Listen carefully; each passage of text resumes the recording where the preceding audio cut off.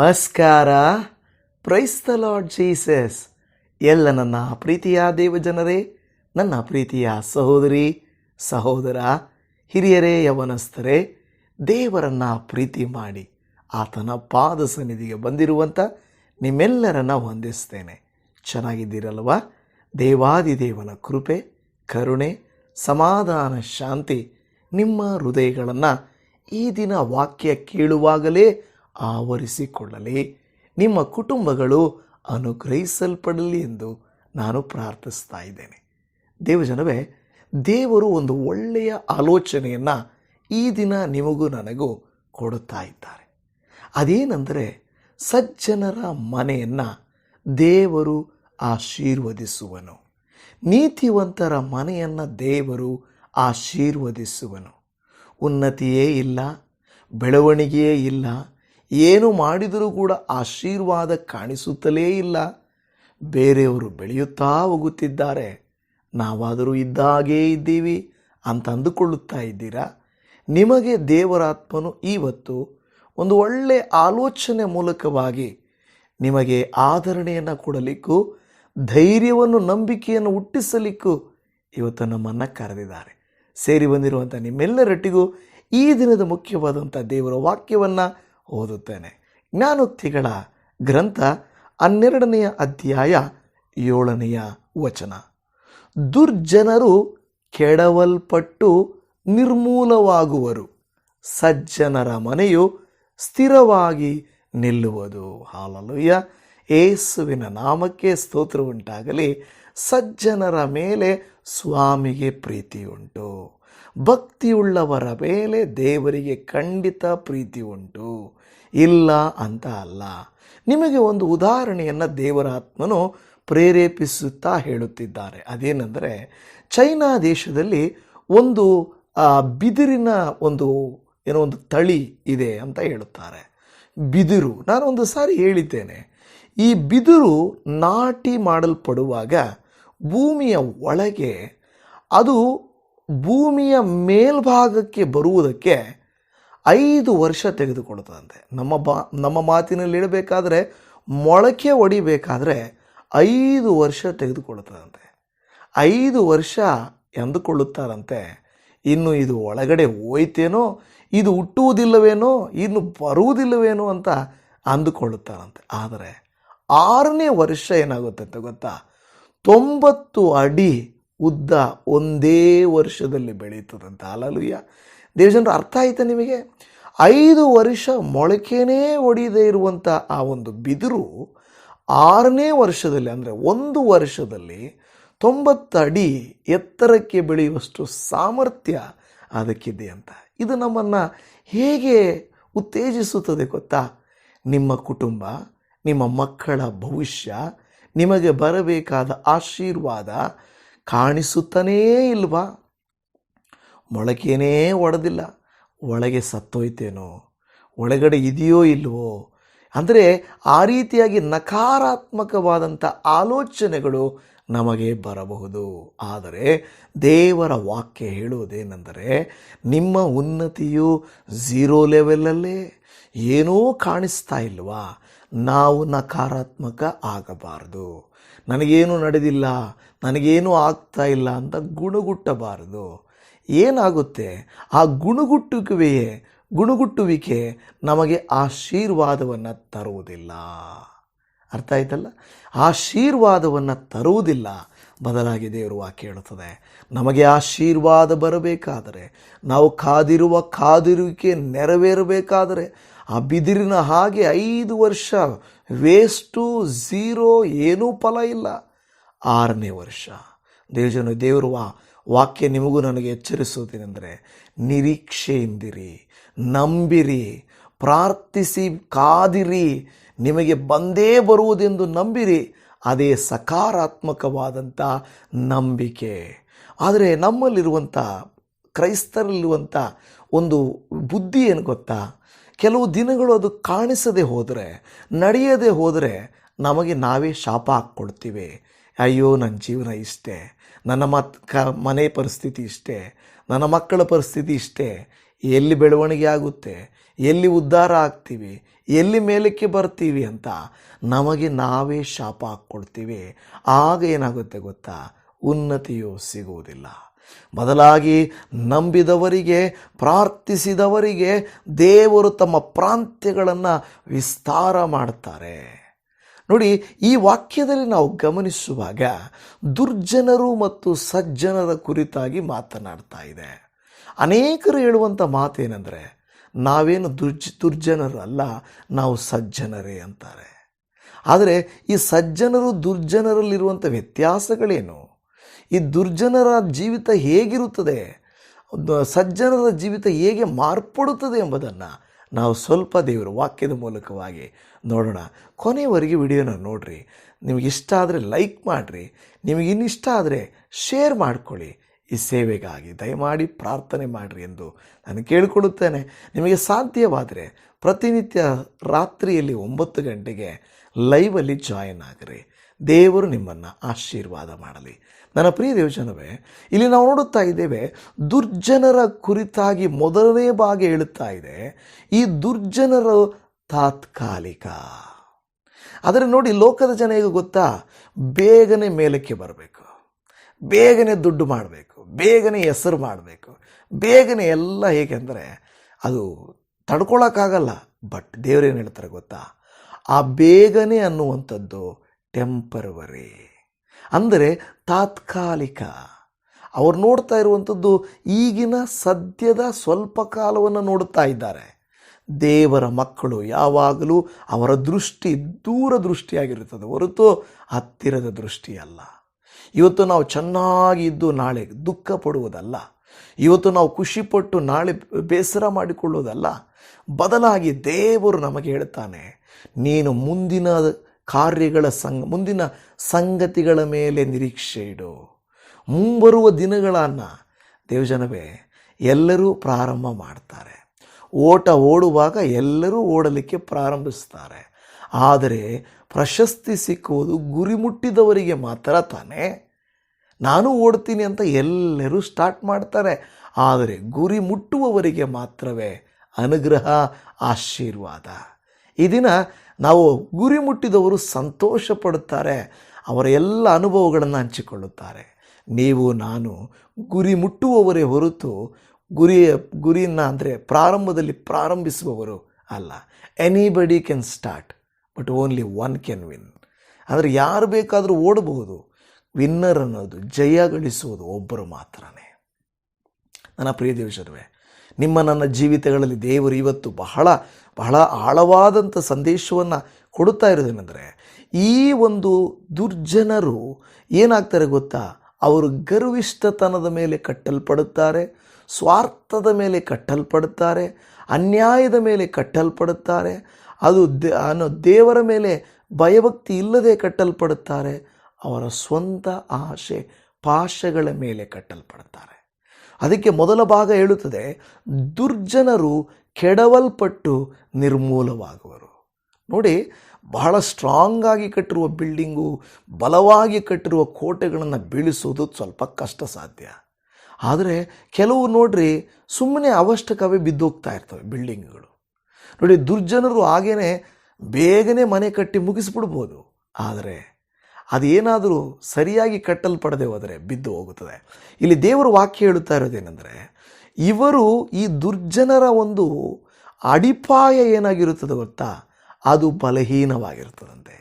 ಅದಕ್ಕೆ ದೇವರ ವಾಕ್ಯದಲ್ಲಿ ಮತ್ತಾಯನ ಬರೆದ ಸುವಾರ್ತೆ 7:27 ಕಟ್ಟಿದ ಮೇಲೆ ಮಳೆ ಸುರಿಯಿತು, ಹಳ್ಳಗಳು ಬಂದವು, 4 ಕಡೆಯಿಂದ ಗಾಳಿ ಬೀಸಿ ಆ ಮನೆಗೆ ಒಡೆಯಿತು, ಆಗ ಅದು ದಡಮ್ಮನೆ ಕಡ್ಕೊಂಡು ಬಿತ್ತು ಅಂತ ಹೇಳುತ್ತದೆ. ಯಾಕೆಂದರೆ ಅದರ ಪಾಯ ಸರಿಯಾಗಿರಲಿಲ್ಲ. ನಾವು ನೋಡ್ರಿ, ಮೊದಲ ಕಾಲದಲ್ಲಿ ಪಾಯ ಹಾಕಿ ಬಿಟ್ಟುಬಿಡ್ತಾ ಇದ್ರು. ಈಗಲೂ ಪಿಲ್ಲರ್ಗಳಾಕಿ ಕೆಲವರು ಬಿಟ್ಟುಬಿಡ್ತಾರೆ. ಯಾಕೆಂದರೆ ಚೆನ್ನಾಗಿ ಕೂತ್ಕೊಂಡಿದೆಯಾ, ಸ್ಟ್ರಾಂಗ್ ಆಗಿದೆಯಾ, ಕ್ಯೂರಿಂಗ್ ಆಗಿದೆಯಾ ಅಂತ ನೋಡ್ತಾರೆ, ಆಮೇಲೆ ಮೇಲೆ ಕಟ್ತಾರೆ. ಆದರೆ ಅನೇಕ ಸಾರಿ ಈಗಿನ ಕಾಲದಲ್ಲಿ ಅದನ್ನು ನೋಡೋದಿಲ್ಲ. ನನಗೆ ಬಿಲ್ಡಿಂಗ್ ಬೇಗ ಎದ್ದೇಳಬೇಕು ಅಷ್ಟೇ, ಅದು ಸ್ಟ್ರಾಂಗ್ ಆಗಿದೆಯೋ ಇಲ್ಲವೋ ಗೊತ್ತಿಲ್ಲ. ಆ ಕನ್ಸ್ಟ್ರಕ್ಷನ್ ಮಾಡೋರು ಆ ರೀತಿ ಮಾಡ್ತಾರೆ. ದುರ್ಜನರು ಹಾಗೆ ಬೇಗ ಆಶೀರ್ವಾದ ಹೊಂದಬೇಕು ಅಂದುಕೊಳ್ತಾರೆ. ನಮಗೆ ಬೇಗ ಅಲ್ಲ, ಅದು ಕೊನೆಯವರೆಗೂ ನಿರಂತರವಾಗಿರುವ ಆಶೀರ್ವಾದ ಬೇಕು. ಮೊದಲು ಅವರ ಪಾಯ ಸರಿ ಇರಲ್ಲ. ಎರಡನೇದು, ಅವರ ಒಂದು ಜಯ, ಅವರ ಸಕ್ಸಸ್ ಏನಿದೆಯೋ ಅದು ಸ್ವಲ್ಪ ಕಾಲಕ್ಕೆ ಮಾತ್ರವೇ ಇರುತ್ತದೆಂದು ದೇವರ ವಾಕ್ಯ ಹೇಳುತ್ತದೆ. ಕೀರ್ತನೆಗಳ ಗ್ರಂಥ 1ನೇ ಅಧ್ಯಾಯ 4ನೇ ವಾಕ್ಯ, ದುಷ್ಟರು ಆಗಲ್ಲ, ಗಾಳಿ ಬಡ್ಕೊಂಡು ಹೋಗುವ ಒಟ್ಟಿನಂತಿದ್ದಾರೆ. ನೋಡಿದ್ರ, ಗಾಳಿ ಬಡ್ಕೊಂಡು ಬರೋ ಒಟ್ಟಿನಂತೆ ಒಟ್ಟೇನಾಗುತ್ತೆ, ಬೇಗ ಚಲಿಸಿ ಹೋಗ್ಬಿಡ್ತದೆ. ಇದೇ ಮಾತನ್ನು ಕೀರ್ತನೆಗಳ ಗ್ರಂಥ 37:10 ಇನ್ನು ಸ್ವಲ್ಪ ಕಾಲದೊಳಗೆ ದುಷ್ಟನು ಕಾಣಿಸದೇ ಹೋಗುವನು, ಅವನಿದ್ದ ಸ್ಥಳದಲ್ಲಿ ಎಷ್ಟು ವಿಚಾರಿಸಿದರೂ ಅವನು ಸಿಕ್ಕುವುದೇ ಇಲ್ಲ ಎಂದು ಹೇಳುತ್ತಾ ಇರೋದನ್ನು ನೋಡುತ್ತಾ ಇದ್ದೇವೆ. ನೋಡಿ, ಇದು ದುಷ್ಟರ ಸ್ವಭಾವದ ಬಗ್ಗೆ ಹೇಳಿದರೆ 2ನೆಯ ಭಾಗವಾಗಿ ಹೇಳುತ್ತಾ ಇದೆ. ಶಿಷ್ಟರು ಇಲ್ಲವೇ ಸಜ್ಜನರ ಕುರಿತಾಗಿ ಅಲ್ಲಿ ಹೇಳುತ್ತಾ ಇದೆ. ಸಜ್ಜನರ ಮನೆ ಎಂಬ 2ನೆಯ ಭಾಗದಲ್ಲಿ ನೋಡುವಾಗ ಅದು ಒಂದು ಕಟ್ಟಡ ಅಲ್ಲ, ಅದೊಂದು ಮನೆ, ಅದು ಒಂದು ಭವಿಷ್ಯ, ಅದೊಂದು ಸಂತತಿಯನ್ನು ತೋರಿಸುತ್ತದೆ. ಆ ಮನೆ ಒಂದು ಆತ್ಮಿಕತೆಯನ್ನು ತೋರಿಸುತ್ತದೆ. ಆ ಮನೆ ಒಂದು ನಿತ್ಯತ್ವವನ್ನು ತೋರಿಸುತ್ತದೆ. ಇದು ದೇವರ ವಾಕ್ಯದ ಮೇಲೆ ಏನ ಮಾಡಿದೆ, ಪಾಯ ಹಾಕಲ್ಪಟ್ಟಿದೆ. ಅಡಿಪಾಯ ಎಲ್ಲಿ ಗೊತ್ತಾ, ದೇವರ ಮಾತಿನ ಮೇಲೆ. ಮನುಷ್ಯರ ಮಾತಿನ ಮೇಲೆ ಕಟ್ಟಲ್ಪಟ್ಟ ಮನೆಯು ಬಿದ್ದು ಹೋಗ್ತದೆ. ಮನುಷ್ಯರು ಬಿಸ್ನೆಸ್ ಆಲೋಚನೆಗಳನ್ನು ಕೊಡ್ಬೋದು. ಏನಂತ, ಈ ಥರ ಬಿಸ್ನೆಸ್ ಮಾಡಿರಿ, ಸಕ್ಸಸ್ ನೋಡ್ರಿ ಹೆಂಗೆ ಬರುತ್ತೆ ನೋಡ್ರಿ, ಇನ್ವೆಸ್ಟ್ಮೆಂಟ್ ಮಾಡಿರಿ ಡಬಲ್ ಆಗುತ್ತೆ ನೋಡ್ರಿ, ಈ ಥರ ನಡ್ಕೊಡ್ರಿ ಹಿಂಗಾಗುತ್ತೆ ನೋಡ್ರಿ ಅಂತೇಳಿ ಮನುಷ್ಯರ ಆಲೋಚನೆಗಳನ್ನು ಕೊಡ್ತಾರೆ. ಆದರೆ ದೇವರ ಮಕ್ಕಳು ದೇವರ ಮಾತಿನ ಆಧಾರದ ಮೇಲೆ ಹೋಗುತ್ತಾರೆ. ತಡವಾಗಬಹುದು. ನಾನು ಅದಕ್ಕೆ ಪ್ರಾರಂಭದಲ್ಲಿ ನಿಮಗೆ ಹೇಳಿದ್ದೇನೆ, ಬಿದಿರು 5 ವರ್ಷ ಮೊಳಕೆನೇ ಹೊಡಿದೇ ಇರ್ಬೋದು, ಆದರೆ 6ನೇ ವರ್ಷ, ಆ 5 ವರ್ಷ ಅದು ಒಳಗಡೆನೇ ಸಿದ್ಧ ಆಗಿ 6ನೇ ವರ್ಷ ಮೇಲಕ್ಕೆ ಬೆಳೀತದೆ ನೋಡ್ರಿ. ಹಾಲೆಲೂಯಾ. ಹಾಗೇನೇ ನಿಮ್ಮ ನನ್ನ ಜೀವಿತವೂ ಕೂಡ ತಡವಾಗುತ್ತಿದೆ ಎಂದು ಚಿಂತಿಸಬೇಡ್ರಿ, ಗುಣಗುಟ್ಟಬೇಡ್ರಿ, ನಕಾರಾತ್ಮಕತೆಯನ್ನು ಹೊಂದಬೇಡ್ರಿ. ಬದಲಾಗಿ ನಂಬಿಕೆ ಇಟ್ಟು ಇವತ್ತಿನ ನನ್ನ ಈ ಸ್ಥಿತಿ ಒಂದು ದಿವಸ ಉನ್ನತಿಗೆ ತರ್ತಾರೆ. ನನ್ನ ದೇವರು ಮೇಲಕ್ಕೆ ನನ್ನನ್ನು ತಂದೆ ತರುತ್ತಾರೆ. ನನ್ನ ಅವಮಾನವನ್ನು ಮಾರ್ಪಡಿಸ್ತಾರೆ. ನನ್ನ ಜೀವಿತಕ್ಕೆ ಬೇಕಾದ ಸಹಾಯವನ್ನು ಕೊಡುತ್ತಾರೆ. ನಾನು ಕಾದಿದ್ದೇನೆ ಅಂತ ಹೇಳಿದರೆ ಅದರ ಅರ್ಥ ನಾನು ಸೋತಿದ್ದೇನೆ ಅಂತಲ್ಲ. ನಾನು ಕಾದಿದ್ದೇನೆ ಅಂದರೆ ಸೋತಿದ್ದೇನೆ ಅಂತಲ್ಲ. ಬದಲಾಗಿ ನನ್ನ ಜಯವು ಒಂದೇ ಸಾರಿ ದೇವರು ಕೊಟ್ಟೇ ಕೊಡ್ತಾನೆ. ದೇವರು ಕೊಟ್ಟೇ ಕೊಡ್ತಾನೆ ನಿನ್ನ ಜಯ. ನೋಡಿ, ದೇವಭಕ್ತರ ಜೀವಿತಗಳಲ್ಲಿ ಕೆಲವು ವರ್ಷಗಳು ಕಾದರು, ಆದರೆ ಫಲವು ಮಾತ್ರ ಬೇಗನೆ ಬರ್ತದೆ. ಹಾಲೆಲೂಯಾ. ಯತದೇಶವೇ ನೀವು ನಾನು ಕಾದಿರ್ತೇವೆ. ಅನೇಕ ದೇವಭಕ್ತರು, ಉದಾಹರಣೆ ನಾನು ಆಳಕ್ಕೆ ಹೋಗಲ್ಲ, ಯೋಸೇಫನನ್ನು ಸುಮಾರು ವರ್ಷಗಳು ಬಾಧಿಸಿದರು, ಆದರೆ ದೇವರು ಅರಸನಿಗೆ ಕನಸನ್ನು ಕೊಟ್ಟು ಬೇಗನೆ ಅರಮನೆಗೆ ಬಂದನು. ಅರಮನೆಗೆ ಬಂದಿದ್ದು ಇನ್ನೂ ಟೈಮ್ ಇಲ್ಲ. ಅರಸನು ಹೇಳ್ತಾನೆ, ಇನ್ನೂ ಟೈಮ್ ಇಲ್ಲ, ನೀನೇ ಪ್ರಧಾನಮಂತ್ರಿ ತಗೋ, ಇನ್ನು ಟೈಮ್ ಇಲ್ಲ. ಕನಸಿಗೆ ಹೋಗುವ ಅರ್ಥ ಹೇಳಿದ ತಕ್ಷಣ ಇನ್ನು ಟೈಮ್ ಇಲ್ಲ, ನೀನೇ ಪ್ರಧಾನಮಂತ್ರಿ, ನೀನೇ ಮ್ಯಾನೇಜ್ ಮಾಡಿಬಿಡು ಅಂದ್ಬಿಡ್ತಾನೆ. ಹಾಗೆ ಅನೇಕ ಸಾರಿ ನಮ್ಮ ಯಜಮಾನರು, ನಮ್ಮ ಮೇಲಧಿಕಾರಿಗಳು, ಅಯ್ಯೋಯ್ಯೋ ಇಷ್ಟು ದಿನ ನೀನು ನೋಡೇ ಇಲ್ವಲ್ಲ, ಇನ್ಮೇಲೆ ತಗೋ, ನೀನೇ ಪ್ರಮೋಷನ್ ತಗೋ. ಪ್ರಮೋಷನ್ ಬೇಕಾ? ಉನ್ನತಿ ಬೇಕಾ? ಸಕ್ಸಸ್ ಬೇಕಾ? ಆಶೀರ್ವಾದ ಬೇಕಾ? ಅಯ್ಯೋ ಇಲ್ಲವೇ ಅಂತ ಗುಣಗುಟ್ಟಬೇಡ್ರಿ. ದಯಮಾಡಿ ಗುಣಗುಟ್ಟಬೇಡ್ರಿ. ಗುಣಗುಟ್ಟಿದ್ರೆ ಆಶೀರ್ವಾದ ಕಳ್ಕೊಂಡ್ಬಿಡ್ತೇವೆ. ನಂಬಿರಿ, ನನ್ನ ದೇವರು ನನ್ನ ಮಕ್ಕಳ ಜೀವಿತದಲ್ಲಿ, ನನ್ನ ಮನೆಯ ಜೀವಿತದಲ್ಲಿ, ನನ್ನ ಬಿಸ್ನೆಸ್ಸಲ್ಲಿ, ನನ್ನ ವ್ಯಾಪಾರದಲ್ಲಿ, ನನ್ನ ವ್ಯವಸಾಯದಲ್ಲಿ ಉನ್ನತಿಗೆ ತರ್ತಾರೆ. ನನ್ನ ಮಕ್ಕಳ ಜೀವಿತವನ್ನು ಹೀಗೆ ಬಿಡೋದಿಲ್ಲ. ದೇವರು ಉನ್ನತಿಗೆ ತರ್ತಾನೆ. ನಾನೇನು ಅಂದುಕೊಂಡಿದ್ದನೋ ಅದನ್ನು ದೇವರು ನನ್ನ ಮಕ್ಕಳ ಮೂಲಕ ಸಾಧಿಸ್ತಾರೆ ಅಂತ ನೀವು ತಿಳ್ಕೊಳ್ಬೇಕು. ಇಲ್ಲಿ ನಾವು ನೋಡುವಾಗ ದೇವರ ಮಾತಿನ ಮೇರೆಗೆ ಮನೆಯನ್ನು ಕಟ್ಟಬೇಕು, ಪ್ರತಿಯೊಂದನ್ನು ಕಟ್ಟಬೇಕು. ಮತ್ತಾಯನು ಬರೆದ ಸುವಾರ್ತೆ 7ನೇ ಅಧ್ಯಾಯ 24ನೇ ವಾಕ್ಯ, ಆದದರಿಂದ ಈ ನನ್ನ ಮಾತುಗಳನ್ನು ಕೇಳಿ ಅವುಗಳಂತೆ ನಡೆಯುವವನು ಬಂಡೆಯ ಮೇಲೆ ಮನೆಯನ್ನು ಕಟ್ಟಿಕೊಂಡ ಬುದ್ಧಿಯುಳ್ಳ ಮನುಷ್ಯನನ್ನು ಹೋಲುವನು. ಹಾಲೆಲೂಯಾ. ನೋಡಿದ್ರೆ, ನನ್ನ ಮಾತುಗಳನ್ನು ಕೇಳಿ. ನೋಡಿ, ಸಲಹೆಗಳನ್ನು ಕೊಡಲಿಕ್ಕೆ ಅನೇಕ ಲೋಕದ ವ್ಯಕ್ತಿಗಳಿರ್ತಾರೆ, ಆದರೆ ದೇವರ ವಾಕ್ಯ ನಿಮಗೇನು ಹೇಳ್ತಾ ಇದೆ? ನೀವು ಬೈಬಲ್ ಓದಿದ್ರಾ? ಪ್ರಾರ್ಥನೆ ಮಾಡಿದ್ರಾ? ಅನೇಕ ಬೋಧನೆಗಳನ್ನು, ಅನೇಕ ಪ್ರಸಂಗಗಳನ್ನು ಮಾಡ್ಬೋದು. ನಿಮಗೆ ಗೊತ್ತಿರುವಂಥ ಪಾಸ್ಟರ್ಗಳನ್ನೆಲ್ಲ ನೀವು ಫೋನ್ ಮಾಡಿ ಕೇಳ್ಬೋದು. ನೀವು ವಾಕ್ಯವನ್ನು ವಿಚಾರಿಸಿದ್ರಾ? ಬೈಬಲನ್ನು ತೆಗೆದು ಓದಿದ್ರಾ? ನೀವು ಓದಿದರೆ ದೇವರು ನಿಮ್ಮೊಟ್ಟಿಗೆ ಮಾತಾಡ್ತಾರೆ.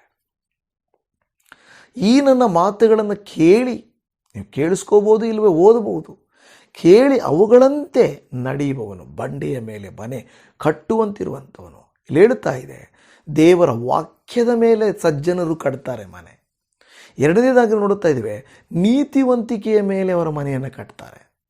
ನಾವು ನೋಡ್ತಾ ಇದ್ದೇವೆ ಜ್ಞಾನೋಕ್ತಿಗಳ ಗ್ರಂಥ 10ನೇ ಅಧ್ಯಾಯ 25ರಲ್ಲಿ, ಬಿರುಗಾಳಿ ಬೀಸಿದರೆ ದುಷ್ಟನು ಎಲ್ಲೋ, ಶಿಷ್ಟನು ಶಾಶ್ವತವಾದ ಕಟ್ಟಡ.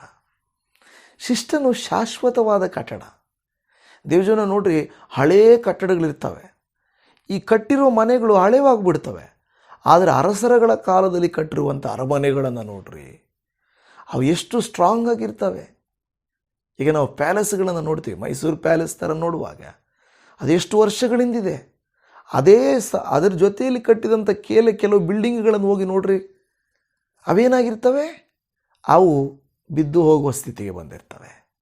ದೇವರು ನಮ್ಮನ್ನು ಆ ರೀತಿ ಅರಮನೆಯಂಥ ಸಾಮರ್ಥ್ಯವುಳ್ಳ, ಗಟ್ಟಿಯುಳ್ಳ, ಶ್ರೇಷ್ಠವಾದಂಥ ಜೀವಿತ ಕಟ್ಟಿಕೊಳ್ಳಬೇಕೆಂದು ಆಶಿಸ್ತಾರೆ ಹೊರತು, ಆಗ ಬೇಗನೆ ತತ್ಕಾಲ ಸ್ವಲ್ಪ ಕಾಲ ಇದ್ದು ಬಿದ್ದು ಹೋಗುವಂಥ ಮನೆಗಳನ್ನು, ಜೀವಿತಗಳನ್ನು ದೇವರು ಕೋರಿಕೊಳ್ತಾ ಇಲ್ಲ. ಒಂದು ಸಜ್ಜನನು ಏನು ಮಾಡ್ತಾ ಇದ್ದಾನೆ, ಸಜ್ಜನನು ದೇವರ ಮಾತಿನ ಮೇಲೆ ಕಟ್ತಾನೆ. ಸಜ್ಜನನ ಮನೆಯನ್ನು ಅದು ನೀತಿವಂತಿಕೆಯ ಮೇಲೆ ಕಟ್ತಾನೆ.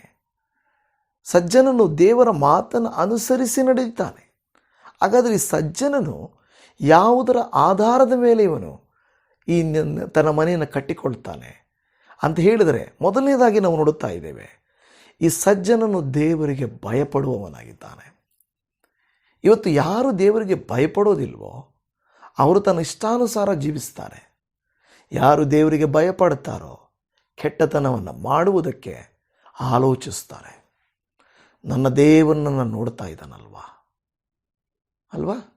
ಎಷ್ಟೋ ಭಕ್ತರು ಬೈಬಲಲ್ಲಿ ಯೋಸೇಫನ್ನೇ ತೆಗೆದುಕೊಳ್ಳ್ರಿ, ನಾನು ನಿನ್ನೊಟ್ಟಿಗೆ ಈ ಪಾಪವನ್ನು ಮಾಡಲಾರೆ, ಏಕೆಂದರೆ ನನ್ನ ಸಂಗಡ ನನ್ನ ದೇವರಿದ್ದಾನೆ.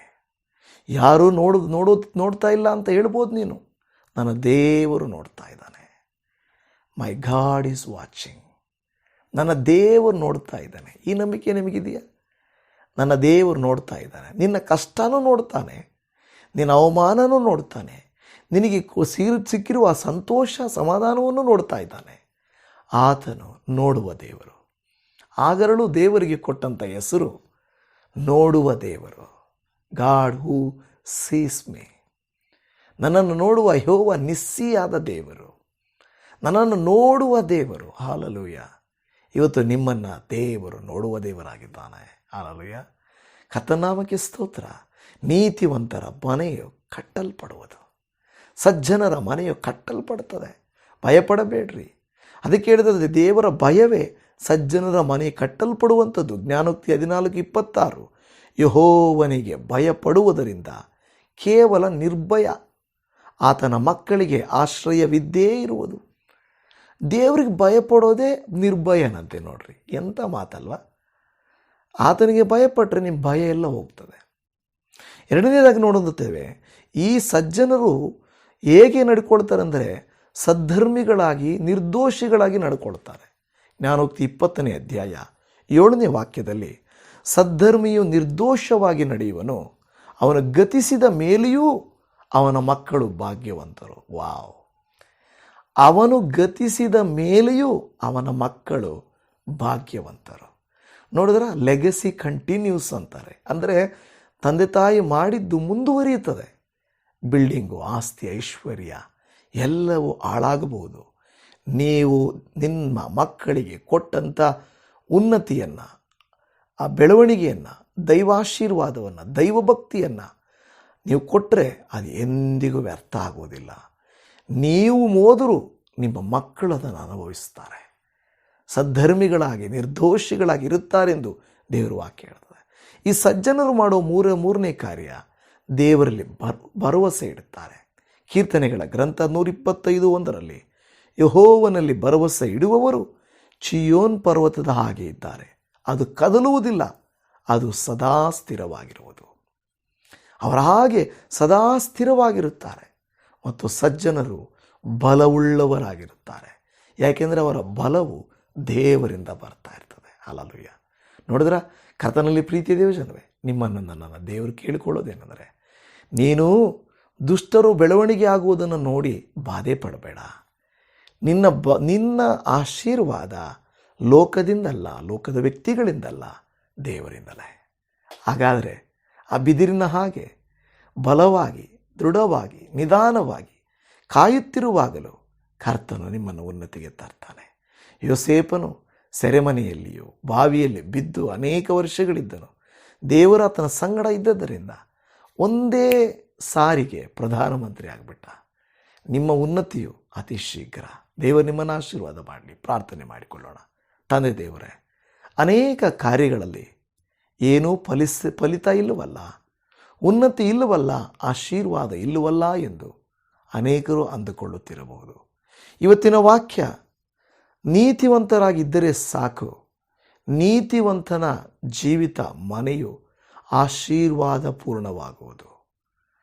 ದುಷ್ಟರು ಆಗಲ್ಲ, ಗಾಳಿ ಬಡ್ಕೊಂಡು ಹೋಗುವವರಾಗಿರ್ತಾರೆ.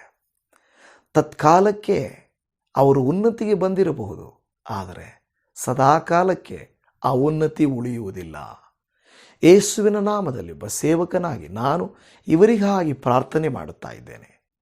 ಇವರು ಯಾರು ನಿನ್ನಲ್ಲಿ ನಂಬಿಕೆ ಇಟ್ಟು, ನನಗೆ ಪರವಾಗಿಲ್ಲ, ನನಗೆ ಬರಬೇಕಾದಂಥ ಆಶೀರ್ವಾದ ತಡವಾದರೂ ಪರವಾಗಿಲ್ಲ, ಕೊನೆಯವರೆಗೂ ಇರಬೇಕು, ಸ್ಥಿರವಾಗಿರಬೇಕು, ಅದು ನಿರಂತರವಾಗಿರಬೇಕು, ನಾನಿಲ್ಲದೇ ಇದ್ದಾಗಲೂ ನನ್ನ ಮಕ್ಕಳನ್ನು, ನನ್ನ ಮನೆಯನ್ನು ಹಿಂಬಾಲಿಸಬೇಕೆಂದು ಯಾರು ಆಶಿಸ್ತಾರೋ ಅವರ ಜೀವಿತಗಳಲ್ಲಿ ಖಂಡಿತ ನಿಮ್ಮ ಕಾರ್ಯ ನಡೆಯುತ್ತದೆ. ನೀವು ಅವರನ್ನು ಆಶೀರ್ವಾದ ಮಾಡುತ್ತೀರಿ. ಯೇಸುವೇ, ನಿಮ್ಮ ಪವಿತ್ರವಾದ ಕರುಣೆಯ ಕರಕ್ಕೆ ಒಪ್ಪಿಸಿಕೊಡುತ್ತಾ ಇದ್ದೇವೆ. ಅನುಗ್ರಹಿಸು, ಆಶೀರ್ವದಿಸು, ನಿನ್ನಾತ್ಮನ ಶಕ್ತಿಯಿಂದ ತುಂಬಿಸಿ, ನೀನೇ ಕರ್ತನೆ ಕೃಪೆಗಳನ್ನು ತೋರಿಸು ಎಂದು ಬೇಡುತ್ತಾ ಇದ್ದೇವೆ. ಅಪ್ಪ, ಇವರ ಕುಟುಂಬಕ್ಕೆ ಸಂಬಂಧಪಟ್ಟ ಪ್ರತಿ ಕಾರ್ಯವನ್ನು, ಕಣ್ಣೀರನ್ನು, ವೇದನೆಯನ್ನು, ಅವಶ್ಯಕತೆಗಳನ್ನು, ಅಗತ್ಯಗಳನ್ನು ಪೂರೈಸುನಾದ.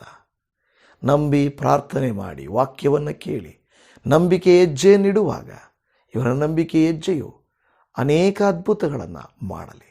ಸ್ಥಿರವಾದ, ಬಲವಾದ, ದೃಢವಾದ, ನಿರಂತರವಾದ ಮನೆಯು ಕಟ್ಟಲ್ಪಡುವಂತೆ ಇವರ ಜೀವಿತವು, ಇವರ ಕೆಲಸ ಕಾರ್ಯಗಳು ಕಟ್ಟಲ್ಪಡಲಿ, ಉನ್ನತಿಗೆ ಬರಲಿ ಎಂದು ಬೇಡಿಕೊಳ್ಳುತ್ತಾ ಇದ್ದೇನೆ.